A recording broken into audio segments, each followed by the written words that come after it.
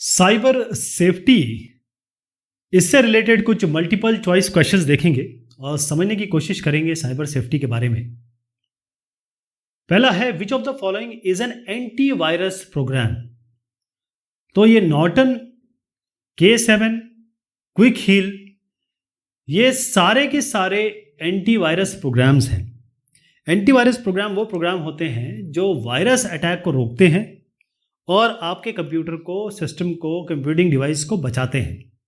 इसमें और भी होते हैं, जैसे कैस्परस्की है, मैकेफी है और साथ में आपका वैस्ट है। ऐसे तमाम तरीके के आपको सॉफ्टवेयर मिल जाएंगे। All of the following are examples of real security and privacy threats except. वाकई में जो आपकी सुरक्षा और जो प्रिवेसी है, यानी आप जब कोई चीज़ें दूसरों को नहीं बताना चाहते या अपनी ज़िंदगी जीना चाहते हैं, उसे हम प्रिवेसी कहते हैं। सिक्योरिटी, सुरक्षा, आप नहीं चाहते कि कोई आप पे अटैक करे किसी भी तरीके का, चाहे शाब्दिक तौर पे करे, मानसिक तौर पे करे या फिर वो बल का प्रयोग करे। इसमें से हैकर आपको नुकसान पहुंचाएगा, वायरस तो कंप्यूटर को नुकसान पहुंचाता ही पहुंचाता है। वर्म का काम, वायरस और वर्म एक ही बात है।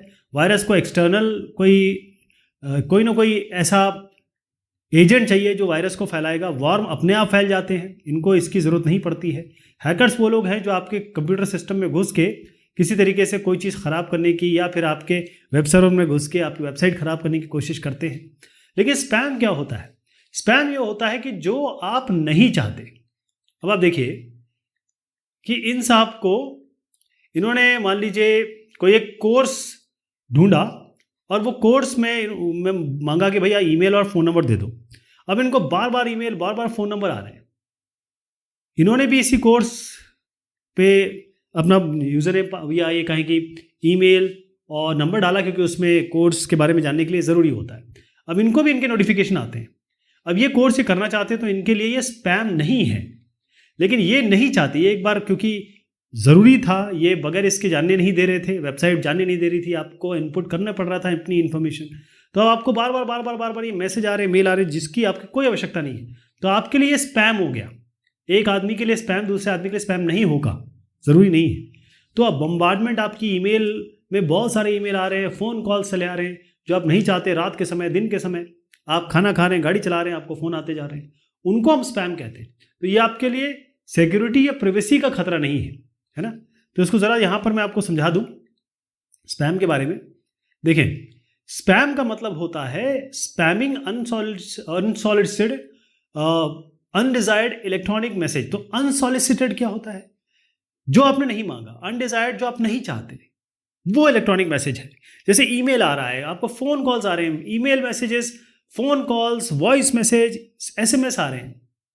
तो बेसिकली क्या होता है कि एक ऐसा सॉफ्टवेयर कोई बना लेता है या ऐसा तरीका अपना लेता है कि एक ईमेल टाइप कर देता है और सैकड़ों लोगों को भेज देता है। अब इन सैकड़ों लोगों में कब हो सकता है 98% लोगों जो ये नहीं चाहते, 2% ये चाहते हो, तो 98% के लिए यही मेल ईमेल स्पैम हो जाएगा, बाकियों के लिए नहीं। Trojan horses are very similar to virus in the matter that they are computer programs that replicate copies of themselves। ये false हो गया जी, ठीक है। जो ये इन्होंने जो डेफिनेशन दी हुई है कि वायरस ही है। देखिए, वायरस, वॉर्म, ट्रोजन हॉर्स सब एक ही बात है, क्योंकि ये तो कंप्यूटर प्रोग्राम ही है ना। ये काम कैसे करते हैं उस हिसाब से इनमें डिफरेंस है। तो Trojan horses are very similar to virus, चलिए सब बात मान ली। In the matter that are computer programs that replicate copies of themselves, वो ये नहीं करते। वायरस करते हैं, वॉर्म करते हैं। वॉर्म तो इधर से उधर भी चले जाते हैं नेटवर्क का फ़ायदा लेते हुए, और उसमें किसी ह्यूमन इंटरवेंशन की, आपकी मेरी ज़रूरत नहीं पड़ती है कि हम पेन ड्राइव लगाएं, हार्ड ड्राइव लगाएं, यहाँ से निकाल के वहाँ ले जाएं, उसकी ज़रूरत नहीं पड़ती है। वो हम अपने आप का काम कर लेगा। वायरस में क्या है, कोई ना कोई आपको क्लिक करना पड़ेगा, कोई ना कोई पेन ड्राइव डालनी पड़ेगी, तब वो काम होगा। तो ट्रोजन हॉर्स तो इन दोनों में ही नहीं फिट होता है कि ट्रोजन क्या, हॉर्स क्या होता है। एक आपका बहुत बेहतरीन प्रोग्राम है, उसके बीच में छोटा सा एक खराब कोड लिखा हुआ है। इसको हम कहते हैं कि बेहतरीन कोड, जिसे हम कह रहे हैं कि भाई ये कोड हमारा गुड कोड है और ये हमारा बैड कोड है। ये ट्रोजन हॉर्स होता है, छुपा हुआ। ट्रोजन हॉर्स का मतलब यही हुआ है कि छुपे हुए घोड़े के अंदर सोल्जर हैं कि जब मौका मिले निकल के वो फोर्ट पे हमला कर देंगे। तो ट्रोजन हॉर्स या ट्रोजन ये ऐसा मैलवेयर है जो एक आपको दिखता है कि भाई लेजिटिमेट सॉफ्टवेयर है, आपको लगेगा ये तो सॉफ्टवेयर वही है जो मैं चाहता था। अब इसके लिए जो चोर होते हैं ना, साइबर में जो चोरी करना चाहते हैं, या हैकर जो होते हैं, आपके कंप्यूटर में घुस के चीज़ों को चोरी करना चाहते हैं, ख़राब करना चाहते हैं, आपके सिस्टम में आपके बगैर एक्सेस करना चाहते हैं, तो कोई ना कोई तरीका वो ट्रिक करते हैं। ऐसा तो नहीं होगा, कहीं ना कहीं आपको बेवकूफ़ बनाया जाएगा, चाहे वो आपको साइकोलॉजिकल ट्रिक खेले, सोशल इंजीनियरिंग करे, और उसके बाद वो ट्रोजन आपके सिस्टम में आ जाएगा। फिर वो जो काम करता है वो ट्रिगर पे काम करता है, या अपना बैकग्राउंड में स्पाईवेयर का काम कर रहा है, कोई भी काम कर सकता है वो, जिस हिसाब से वो लिखा गया हो। Dash monitors user activity on internet and transmit that information in the background to someone else. तो ये है स्पाईवेयर, जासूसी वाला जो कंटेंट लिखा हुआ है। होता यह है कि आपके सिस्टम में जैसे मैलवेयर आ गया, मैलवेयर में स्पाईवेयर भी आता है, तो मैलवेयर आ गया, अब ये स्पाईवेयर है, ये कुछ नहीं कर रहा है, आपको पता भी नहीं है कि ये है। अब आप जैसे ही यूज़र नेम पासवर्ड आपने डालना किसी बैंकिंग वेबसाइट पे, तो यहाँ पर की लॉगर भी इसके साथ होगा, या नहीं भी होगा तो कोई बात नहीं, ये किसी न किसी तरीके से पता करके जो इसका यहाँ आदमी बैठा हुआ है, ठीक है, जिसके गलत इंटेंट है, उसके पास चला जाएगा, फिर ये आपको नुकसान पहुंचाएगा। इसको स्पाईवेयर कहते हैं, जासूसी वाला। तो स्पाईवेयर एक ऐसा सॉफ्टवेयर है जो अनवांटेड है, आप नहीं चाहते, आपके कंप्यूटर में या आपके मर्जी के बगैर घुस जाता है, आपका इंटरनेट का डेटा कभी चोरी कर लेगा, कभी आपकी जो कॉन्फिडेंशियल इंफॉर्मेशन है, जो पर्सनल व्यक्तिगत जानकारियां, वो ले लेगा। और इसको हम स्पाईवेयर को हम मैलवेयर की कैटेगरी में डालते हैं, यानी ऐसा सॉफ्टवेयर जिसका गलत इंटेंशन है और इसको बनाया इस तरीके से गया है कि कंप्यूटर को ख़राब करे बगैर आपकी नॉलेज के, या फिर आपका डेटा इंपॉर्टेंट है उसको चुरा के वो किसी और को भेजे। वायरसेस आर, देखिए, मैं और आप ही तो प्रोग्राम बनाते हैं, मैं प्रोग्राम बनाता हूं, अच्छा प्रोग्राम बनाता हूं, गुड प्रोग्राम, लोगों की मदद करने के लिए, तो मैं एक अच्छा आदमी हूं। लेकिन एक गलत आदमी, बैड आदमी, वही प्रोग्राम बनाएगा, कंप्यूटर स्किल उसके पास भी है, और वो जो होगा वो होगा गलत आदमी, ठीक है जी, वो गलत तरीके से बनाएगा। तो मैन मेड है ये, लोग ही बनाते हैं इसको। Firewall is a type of, पहले इसको समझ लीजिए कि इसमें एक भी नहीं है, ना वो वायरस है, ना वो आपकी सुरक्षा में कोई त्रुटि करता है या थ्रेट क्रिएट करता है, ना ये वॉर्म है। वायरस वॉर्म एक ही होता है, इसके कार्यशैली में अंतर होता है, और वायरस वॉर्म दोनों ही सिक्योरिटी थ्रेट है, आपकी सुरक्षा के लिए बहुत गंभीर खतरा है। फायरवॉल क्या होता है? फायरवॉल एक नेटवर्क सिक्योरिटी सिस्टम होता है जो इनकमिंग और outgoing network traffic based on उनको देखता है, सर्च करता है और रोकता है किसी प्री डिटरमाइंड सिक्योरिटी रूल्स। यानी ये हार्डवेयर और सॉफ्टवेयर दोनों हो सकता है।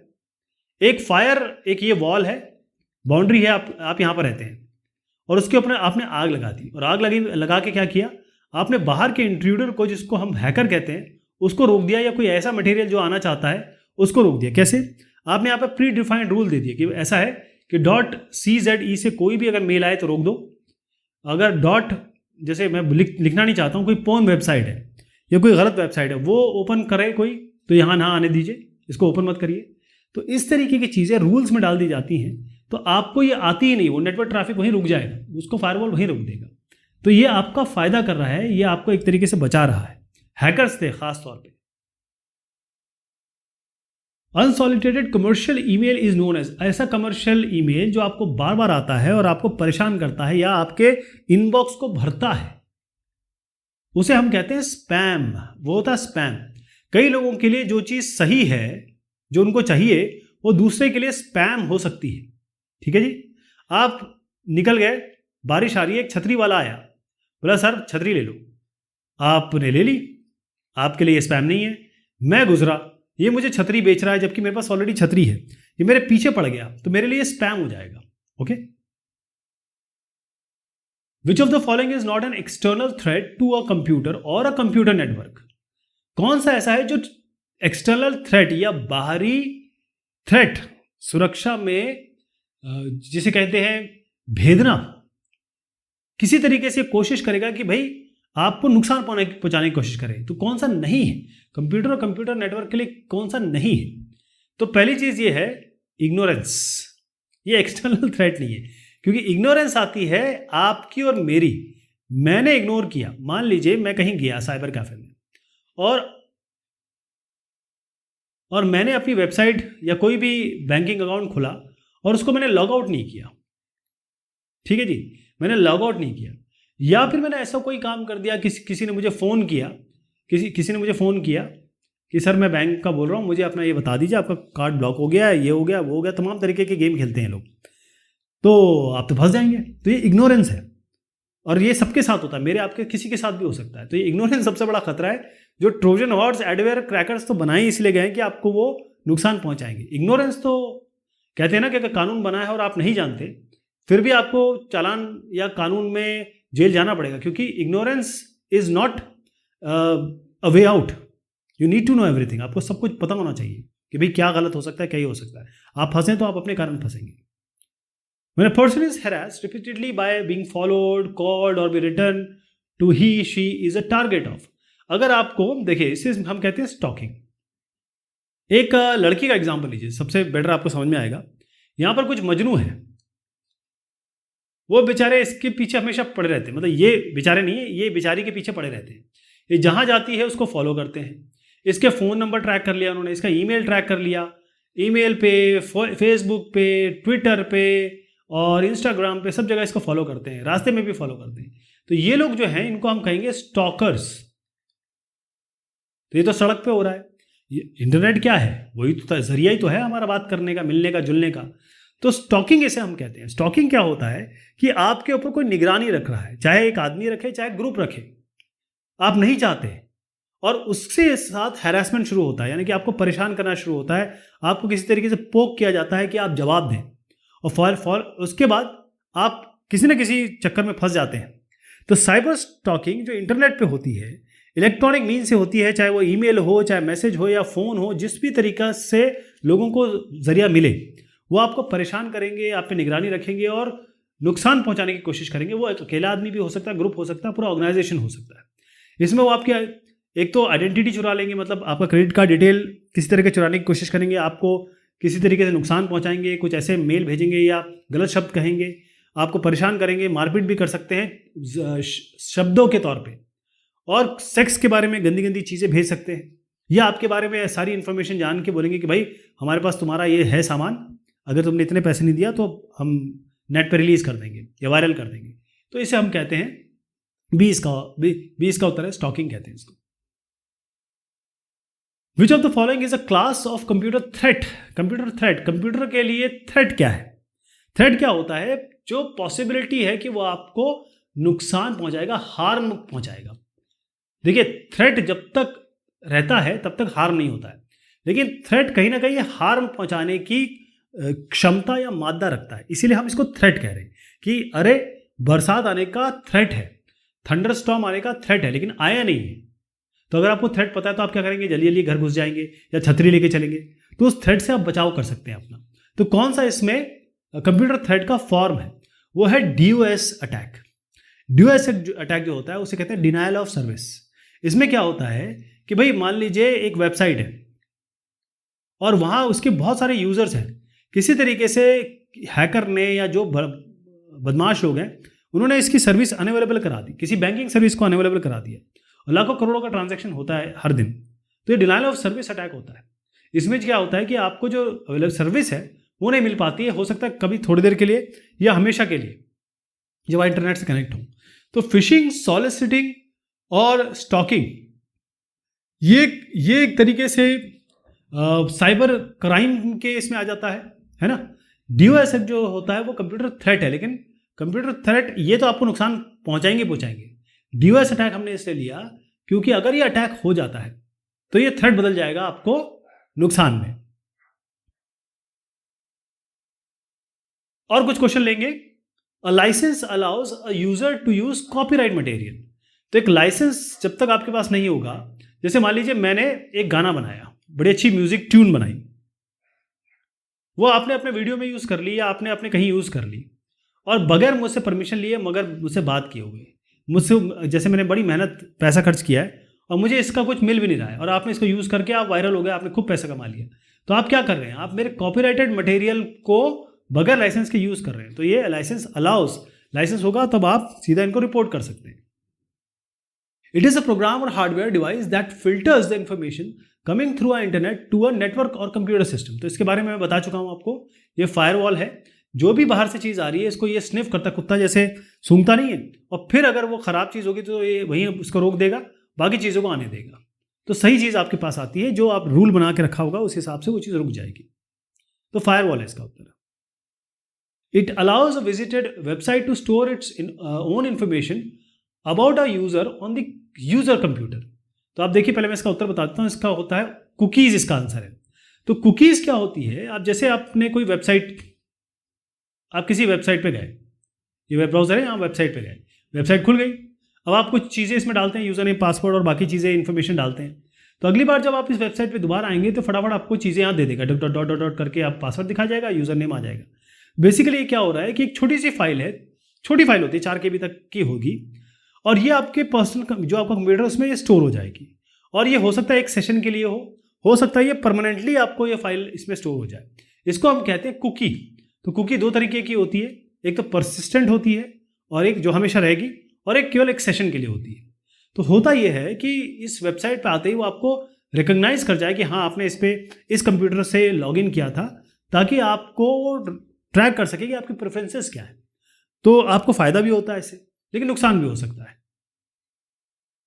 इट इज़ स्टीलिंग आइडियाज़ और क्रिएशन ऑफ अदर। अगर आप, जैसे मैंने आपको बताया कि मैंने कुछ बनाया और आपने उसको बगैर मेरे से जानकारी लिए हुए या बगैर मुझसे बात किए हुए आपने यूज़ कर लिया, तो आपने तो मेरा काम चोरी किया ना, एक तरीके से चोरी तो हुई है। तो इसको हम कहते हैं plagiarism, intellectual property rights, piracy, सारे हैं इसमें। प्लेजरिज्म बेसिकली यूज होता है जैसे आपने कोई रिसर्च पेपर लिखा या कोई बुक लिखी या कोई आपने मूवी बनाई या कोई ऑडियो बनाया, वो किसी ने चोरी कर लिया। IPR मतलब आपने कॉपीराइट ले रखा है किसी चीज़ पे, या आपका कोई उस पर एक और चीज़ होती है, क्या उसे हम कहते हैं, जैसे अगर आप कोई साइंटिफिक चीज़ बनाते हैं तो आपके लिए, आपको उसके लिए एक एक्सक्लूसिव राइट मिल जाता है। तो अगर मान लीजिए आपने कोई मेडिसिन बनाने का तरीका बनाया और वो आपसे कोई, अगर आप कोई और यूज़ करता है तो उसको आपको पैसे देने पड़ेंगे, है ना। तो ये सब जो चीज़ें होती है IPR में आती हैं।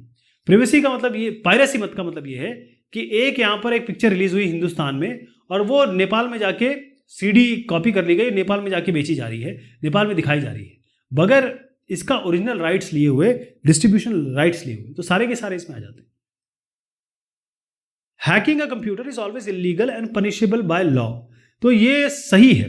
देखिए, हैकिंग तो गलती है, इसका इंटेंशन ही खराब होता है। अगर आप कहें कि भाई क्रैकिंग क्या होता है, क्रैकर क्या होता है, तो हैकर का भाई होता है क्रैकर, लेकिन ये होता है इथिकल।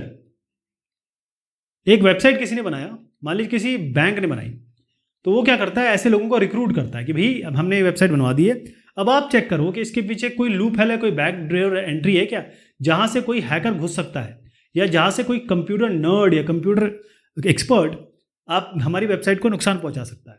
तो ये हमें उन्हीं की ज़रूरत, जैसे पुलिस क्या होती है, पुलिस को जो चोर हैं यानी जो गुंडे हैं, गूंज हैं, उनकी तरह सोचना पड़ता है, तभी उसमें उनको पकड़ पाते हैं। तो बेसिकली ये क्रैकर हैकर की तरह सोचते हैं ताकि ये वेबसाइट में कोई नुकसान ना हो, या कोई भी जो एप्लीकेशन आपने बनाया है। Exploring appropriate and ethical behaviours related to online environments and digital media, इसको हम कहते हैं साइबर इथिक्स।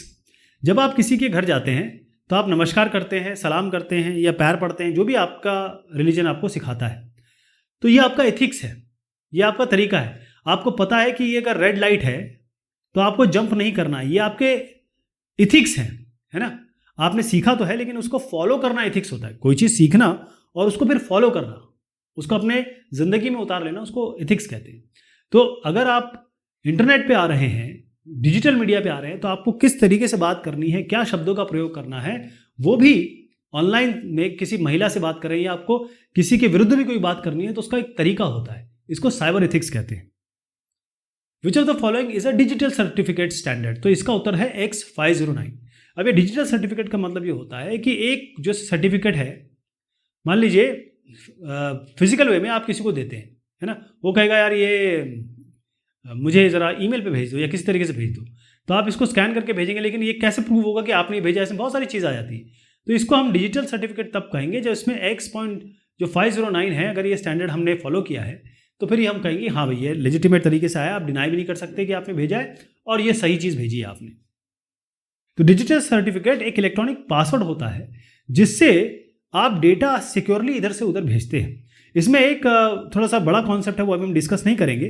पब्लिक की इंफ्रास्ट्रक्चर होती है और इसमें जो डिजिटल सर्टिफिकेट कहते हैं, इसको हम पब्लिक की सर्टिफिकेट भी कहते हैं या आइडेंटिटी सर्टिफिकेट भी कहते हैं। तो इंटरनेट पे लेन देन का जो तरीका होता है वो उसमें स्टैंडर्ड यूज होता है। Which of the following technique is use to verify the integrity of the message. अब इसमें क्या होता है कि भाई आपने एक मैसेज भेजा, वो पहले मैं आपको बता दूं मैसेज डाइजेस्ट क्या होता है। मैसेज डाइजेस्ट एक क्रिप्टोग्राफिक हैश फंक्शन होता है। हैश फंक्शन, अभी ये भी इसमें थोड़ा सा हम डिटेल में नहीं जाएंगे। एक फंक्शन जो कुछ ऐसा नंबर या ऐसा पैटर्न जनरेट करे जो बड़ा यूनिक है, इस पर्टिकुलर चीज़ में लगा हुआ है। तो क्या होगा, जैसे मैंने आपको ABC भेजा और इसमें हैशिंग फंक्शन लगा, ये XYZ में चेंज हो गया। एग्जाम्पल दे रहा हूँ, तो ये हैशिंग फॉर्मूला से हुआ है। अभी जो हैशिंग फंक्शन है वो दोबारा वहाँ लगा जाएगा ताकि इसको फाइनली रिकवर किया जा सके। तो मैसेज डाइजेस्ट ये इस तरीके से बनाए जाते हैं ताकि जो डेटा है या मीडिया है इसमें पता कर सकें कि भाई यहाँ कुछ, इसमें कुछ फेरबदल तो नहीं हुई है, किसी ने यहाँ कुछ बीच में चेंज तो नहीं कर दिया, कोई ऑल्टरेशन हो मैसेज में, तो वो पता किया जाता है मैसेज डाइजेस्ट से। Which of the following principle is violated if computer system is not accessible. अगर आपका कंप्यूटर सिस्टम आप एक्सेस नहीं कर पा रहे हैं, उसका उपयोग नहीं कर पा रहे हैं किसी तरीके से, तो ये होता है अवेलेबिलिटी। अवेलेबिलिटी देखिए इसमें बहुत सारी चीज़ है, confidentiality, availability, access control, authentication. लेकिन जब आपके पास जो चीज़ अवेलेबल होनी चाहिए और आप इसके सामने बैठे हैं, आपके पास अवेलेबल है ही नहीं, तो आप ये कहेंगे कि अवेलेबिलिटी नहीं है। जो एक्सेसिबिलिटी, अवेलेबिलिटी यानी आप एक्सेस कंट्रोल अलग हो गया। एक्सेस कंट्रोल मतलब है आप यहाँ पर अलाउड हैं कि नहीं है ना। कॉन्फिडेंशियलिटी मतलब ये आपके लिए कॉन्फिडेंशियल, मतलब ये केवल कुछ ही लोगों में के दरमियान बात की जा सकती है या भेजा जा सकता है। ऑथेंटिकेशन मतलब आप आइडेंटिटी दिखाइए, यूजर नेम पासवर्ड डालिए या कार्ड लगाइए और आप एंटर हो जाएंगे क्योंकि आपने ऑथेंटिकेशन मिल गया आपको। अवेलेबिलिटी का मतलब है जो चीज़ आप करना चाह रहे हैं वो आपके पास अवेलेबल ही नहीं हो रही है। The certificate authority science the digital certificate with.